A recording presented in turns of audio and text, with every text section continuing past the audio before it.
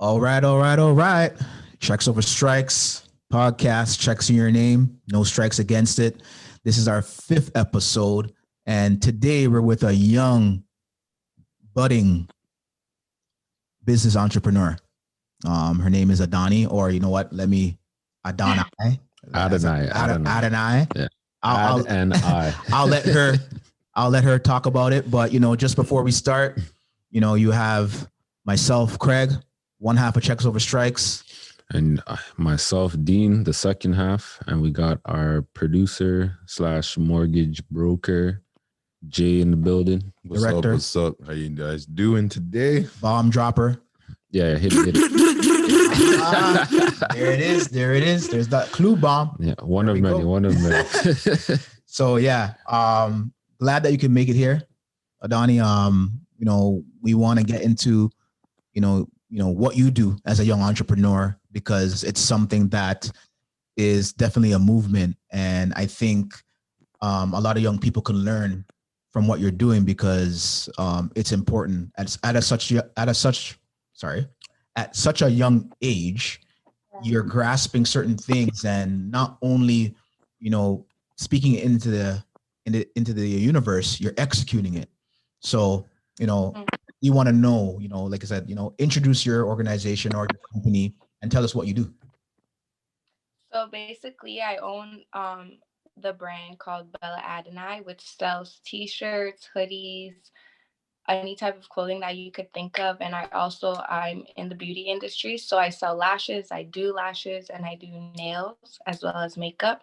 The reason why I started this brand was because back in 2010, my cousin, RP Zalik, he was diagnosed with a rare type of brain cancer. So I just wanted to figure out a way that I could just raise cancer awareness. So shine light on the rare type of disease that he was diagnosed with.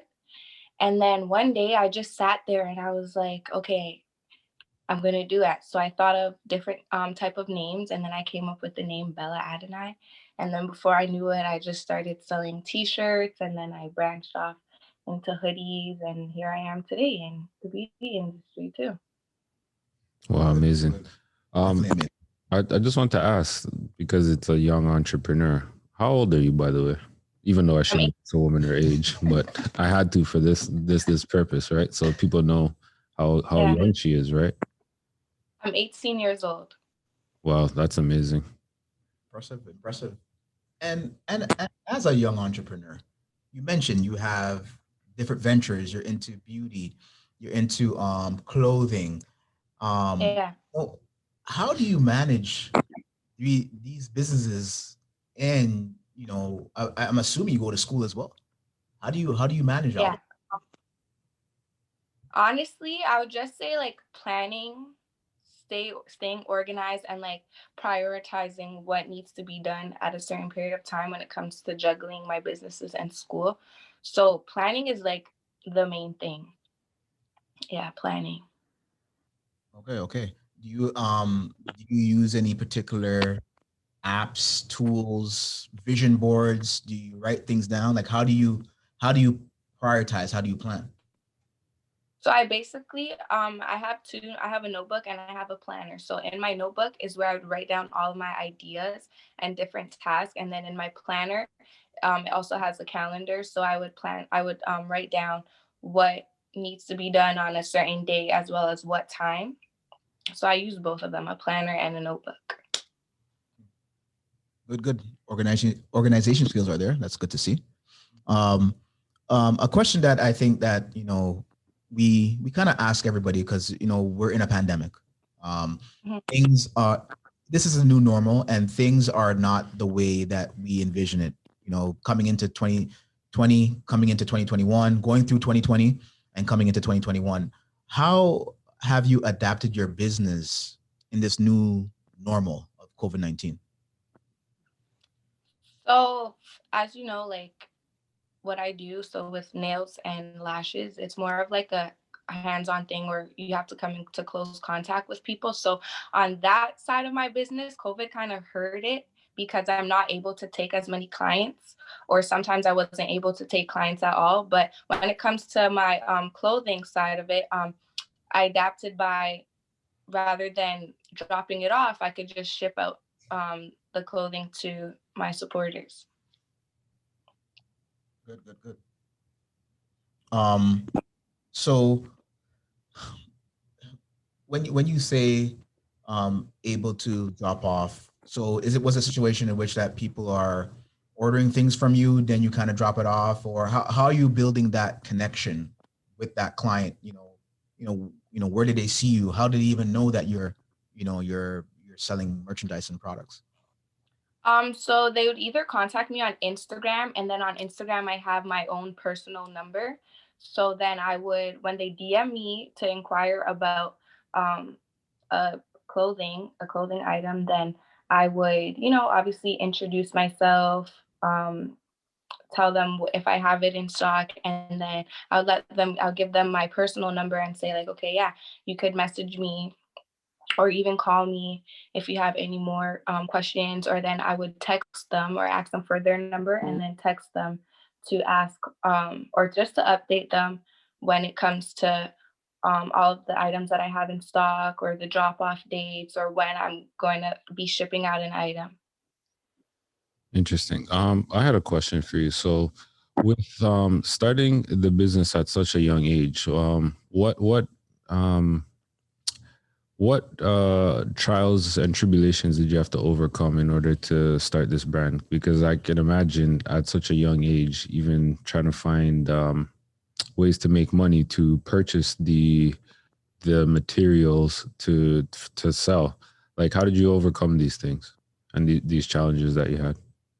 Honestly, I would say like just break that illusion of fear and whatever you want to do, just go for it because you don't know where you're going to be in the next couple of years or unless you actually take that next step. So I would just say like breaking that illusion of fear would be like your best bet. Thank you for that. And also when it came to actually starting up my business, obviously you need money to start a business.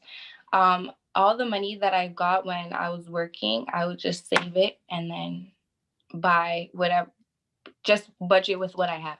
So work with what I have. So is your business registered? Yes.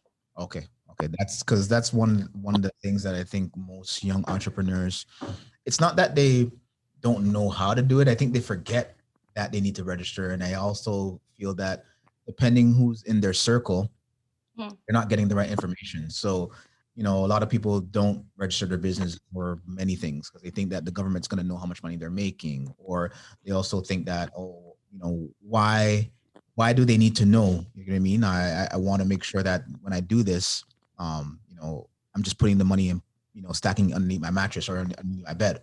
So we just want to make sure that, being a young entrepreneur yourself, that, you're making or you're taking the right steps to ensure that your business is legit, because that's very, very important. So again, since you're going through all these different changes, and you're a young entrepreneur, you have three different businesses. Um, you know, I noticed what can I say?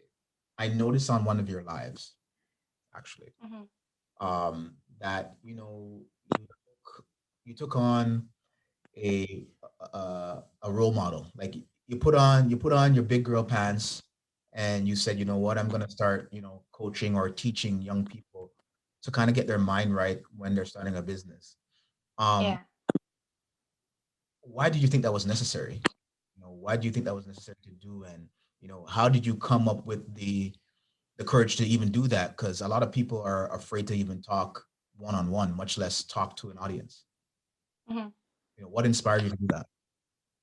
Honestly, I feel like because I get a lot of messages from other entrepreneurs or from other like people around the same age as me or even people older than me, like they DM me and ask me different questions about juggling or how to even start a business. So it was like, why, if I'm getting all of these DMs and these messages, why don't I just do it on one big platform for everybody? Because I'm pretty sure like everybody else has probably may have the same question. So it was just like I took everybody's questions and I put it together, and I was like, all right, I'm going to do this on live. And also because I've also experienced some of the things that other people may have gone through when it came to managing a business. So I just took my challenges and what I've experienced and just decided to just display it on live to basically like to make people feel like comfortable, so like they're not alone when it comes to managing a business. And do you feel that, do you feel you've built a connection? Like, is it something that have you received feedback on that first live that that you did? Yes, yeah. Sorry, here, my mic is a little bit wobbly. Sorry about that. But yeah, it's something that I want to touch on because, like I said, when I watched it, I could definitely see that, you were coming into your own self. Like, you were not only providing gems, but you were providing information that was relatable. Yeah.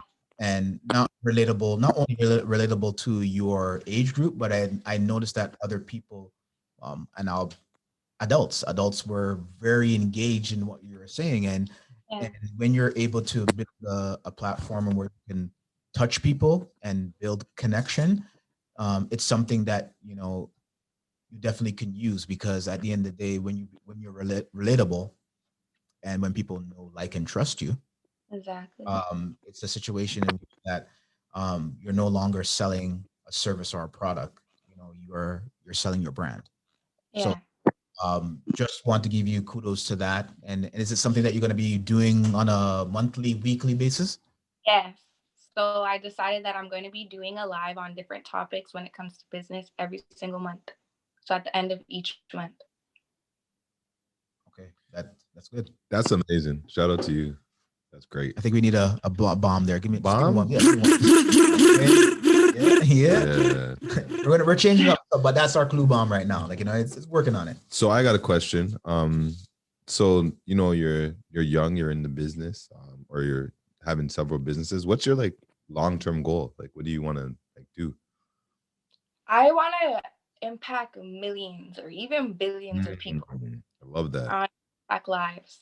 And I just want to leave behind a legacy. Okay. And is there anything specific besides teaching people that they can use their talents to make money in business? Or is there something that you think that you've identified that you could help change the world with?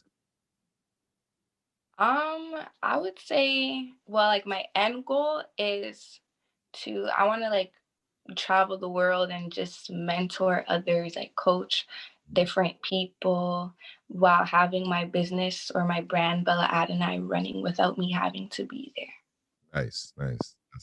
That's the goal of every entrepreneur. Automation. Not only to leave a legacy, but you want to be able to help people, like you said, and and hopefully scale your business so you don't always have to be behind it, right? Dean and I, as you know, we have a business, and one of our end goal is to hire people that can help us build our empire. You know what I mean? So it's a situation in which that if we're doing stuff to help others, that's one of our end goals, because at the end of the day, if we're not helping each other, and especially if we're not helping each other get to the next plateau or the next level, what are we doing as people? You know what I mean? Exactly. We need to inspire and help the next generation, which is your generation, to do well. That's how we kind of see it. Yeah, with you being such at such a young age with a business or three businesses at that, do you find any challenges with, I would say, adults taking you serious because of your age? Because I know me being anywhere from 16 to 18, when I told people I'm running a business, people were like, yeah, okay, whatever, we don't believe you. So have you faced any challenges with in regards to I guess going to the bank to open your business account, or adults not taking you serious because of the age that you're at? Not really, because I'm serious about what I do. So I take myself serious. So I feel like once you take yourself serious and other people could see that, they're more willing to take you serious. That's good. That's good. Love that. And have you found any challenges being in the retail industry, you being a young female entrepreneur? Honestly, yes, because like a lot of people want to sell clothes, but I feel like what about your brand is different from the rest. So why should people buy Belladonai rather than somebody else's brand? And I think that's big. I think you identified that, the why, which, it kind of leads into my next question. Why should anyone buy your brand? Why Belladonai? Like, why you?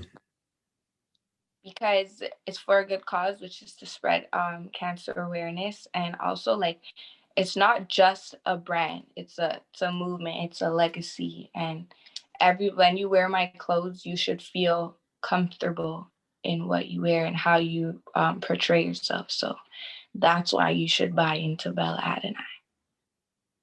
Okay, good. I have some merch, so I'll be Where can you get the merch? You could order on my Instagram, which is belladonai.co, or you could text me or call me at 647-554-5030.